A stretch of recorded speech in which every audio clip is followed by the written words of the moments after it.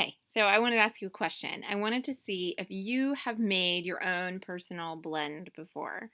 And I'm curious, is this something that intimidates you? I know it can feel like a science equation or experiment or something maybe unfamiliar, but once you learn the tricks and sort of have the formula, it's such a fun way to develop a product that meets all your needs individually. It's something I've become real passionate about, real excited about. And even when I first started with the oils, I was just really excited about seeing what would happen if I mixed two oils together.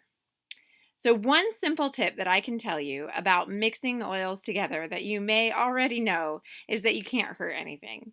The worst case scenario is that something might smell maybe not favorable, but the truth is that it may be doing something for you that you needed to do anyways.